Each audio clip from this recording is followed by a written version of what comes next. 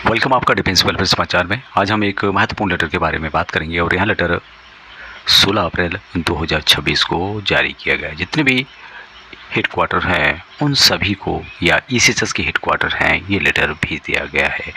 इसका आप सब्जेक्ट यहाँ पे देख सकते हैं जिसमें बताया गया है कि यूज ऑफ बेनिफिशरी सत्यापन application for Aadhaar based authentication in ECHS में आधारित प्रणालीकरण के लिए बीएसए का उपयोग। बीएसए क्या है? बीएसए का मतलब यहाँ पे हो गया बेनिफिशियरी सत्यम एप्लीकेशन, और किस तरह से इसका यूज करना है आगे हम वीडियो में जानेंगे।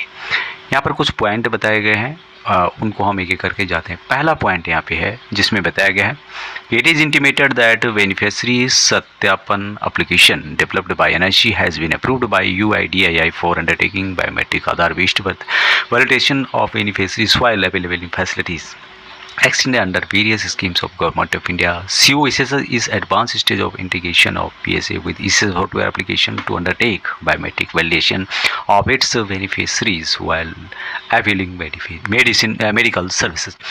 यानी कि यहाँ सूचित किया जाता है कि जो बेनिफिशियरी सत्यापन एप्लीकेशन BSA है जिसे कि NIC के द्वारा विकसित किया गया है, जो भारत सरकार की विभिन्न योजनाओं के अंतर्गत जो भी संस्थाएं हैं उनके अंतर्गत जो सुविधाओं का लाभ लेते समय लाभार्थी का बायोमेट्रिक आधारित सत्यापन कराने के लिए UIDAI द्वारा अनुमोदित किया गया है। आगे इसमें है कि COECS चिकित्सा सेवाओं का लाभ लेते समय अपने लाभार्थियों का बायोमेट्रिक सत्यापन कराने के लिए BSA को ECHS सॉफ्टवेयर एप्लीकेशन के साथ एकीकृत करने के संबंध में है। और COECS चिकित्सा सेवाओं का लाभ लेते समय अपने लाभार्थियों का बायोमेट्रिक सत्यापन करने के लिए जो BSA एप्लीकेशन है उसको ECHS सॉफ्टवेयर एप्लीकेशन के साथ एकीकृत करने के पहले चरण में हम लोग हैं।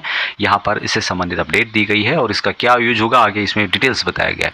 दूसरा है कि BSA का उपयोग, BSA का मतलब ध्यान रखेंगे आप लोग बेनिफिशियरी सत्यापन एप्लीकेशन, उसका उपयोग चिकित्सा सेवाओं को लाभ लेते समय सुरक्षित और समर्पित माध्यम से बायोमेट्रिक क्रेडेंशियल के द्वारा ECHS लाभार्थियों का सत्यापन करने के संबंध में है कि बिल्कुल ये बंदा यही है, ये कोई फ्रॉड नहीं है। कुछ दिनों पहले आपने देखे होंगे कि ECHS से संबंधित बहुत सारे फ्रॉड न्यूज़ में आए थे जिसमें कि बंदा कहीं और है, इलाज किसी और का हो रहा है। तो उसी को ध्यान में रखते हुए ये यहाँ पर किया जा रहा है कि जो भी यहाँ पर इलाज कराने जाए पूरा उसका डिटेल्स पहले चेक किया जाएगा इस मशीन के माध्यम से, आधार कार्ड के माध्यम से, उसकी फिंगरप्रिंट के माध्यम से, आँखों की जो आइज़ हैं उसके माध्यम से ये क्लियर किया जाएगा कि बंदा यही है जिसका इलाज हो रहा है। आगे यहाँ पे पॉइंट है it is patented to bring out that Aadhaar based validation will be implemented plan India is phased manner after conducting adequate testing for each use case. Further date of rollout along with the details instructions for each stakeholders will be issued.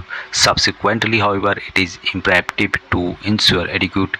तो यहाँ पर इसके बारे में यदि हिंदी में जाएं तो यहाँ बताया गया है कि यहाँ बताना उचित है कि आधार आधारित सत्यापन पूरे भारत में चरणबद्ध तरीके से लागू किया जाएगा।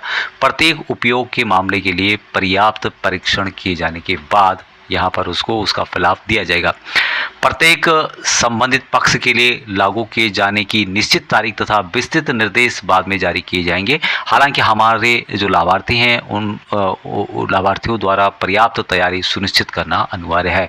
आपने अपना आधार कार्ड अभी तक भी अपडेट नहीं किया है, 10 साल के बाद एक बार अपडेट करना ज़रूरी होता है। ऐसा ना हो कि आप इलाज के लिए जाएँ और आपने अपडेट अभी तक आधार जो सेंटर वहाँ पे जाके अपडेट नहीं किया, आपने फिंगरप्रिंट दोबारा अपडेट नहीं किए हैं, आई स्कैनर के माध्यम से जो भी होता है उसका प्रोसेस होता है, उसके माध्यम से क्या होगा कि जब भी आपको इमरजेंसी ज़रूरत पड़ेगी आपका कोई प्रॉब्लम वहाँ पर नहीं होगा। तो आपको क्या करना होगा, अपना जो आधार कार्ड है उसको अपडेट करना होगा। हर 10 साल में एक बार अपडेट होता है और करना भी चाहिए, क्योंकि फिंगरप्रिंट की जो लाइन्स होती है वहाँ धुंधली हो जाती है या कुछ और भी जो चीज़ें हैं, क्योंकि गवर्नमेंट ने हर 10 साल बाद किया है, इसका मतलब कुछ जान के किया होगा, सोच के किया होगा। तो इसी बात को ध्यान में रखते हुए हमें ये काम करना होगा। चौथा नंबर जो पॉइंट यहाँ पे बताया गया है कि it is requested that ECHS beneficiaries be informed about the forthcoming implementation of Aadhaar-based validation and be encouraged to update their biometric with UIDAI. Further, special drives may be organized by station headquarters to assist this updation of biometrics through Veteriner Sahayata Kendra, veterinary outreach programme, special camps and during veterinarians release ETC। यानी कि अनुरोध किया जाता है कि ECHS लाभार्थियों को आधारित सत्यापन की आगामी कार्यान्वयन के बारे में सूचित किया जाए और उन्हें UIDAI आधार से संबंधित जो ये वेबसाइट है या उसका जो हिसाब किताब देखती है उसके साथ अपने बायोमेट्रिक अपडेट करने के लिए प्रोत्साहित किया जाए। इस बायोमेट्रिक अपडेट में सहायता के लिए स्टेशन हेडक्वार्टर द्वारा वेटनर्स सहायता केंद्र या फिर वेटनर्स आउटरीच प्रोग्राम, विशेष कैंप तथा वेटनर्स रैलीज आदि के माध्यम से विशेष अभियान आयोजित किया जा सकते हैं। और इससे क्या होगा कि ज़्यादा से ज़्यादा सैनिकों, पूर्व सैनिकों, उनके डिपेंडेंट को इस बात की जानकारी हो सके। अभी जल्दी नहीं हो रहा है, लेकिन ये जो लेटर है यहाँ बताता है कि आपको अपना जो बायोमेट्रिक है UIDAI के साथ उसको आपको बिल्कुल दुरुस्त करके रखना है, क्योंकि आपको जब भी ज़रूरत पड़ेगी आप उससे मैच हो सके। क्योंकि हर 10 साल बाद आधार कार्ड में कुछ ना कुछ आपके शरीर में कुछ चेंजमेंट, उंगलियों में, फिंगरप्रिंट में कुछ ना कुछ मिलती है। तो उससे क्या होगा, यदि आप अपडेट कर देंगे तो आपका आधार कार्ड भी अपडेट हो जाएगा जो सिस्टम में है। और फिर सिस्टम में जो आधार कार्ड है, जब भी आप ECHS में जो भी मशीन है उसके माध्यम से सत्यापन करेंगे तो बिल्कुल मैच हो जाएगा, कोई बार बार यहाँ पर एरर नहीं आएगा और आपको भी उससे लाभ होगा, आप इलाज तुरंत करा सकते हैं। तो ये था अपडेट सभी पेंशनर्स उनके लाभार्थियों के लिए। उम्मीद है आपको जानकारी अच्छी लगी होगी। शेयर जरूर करें। जय हिंद।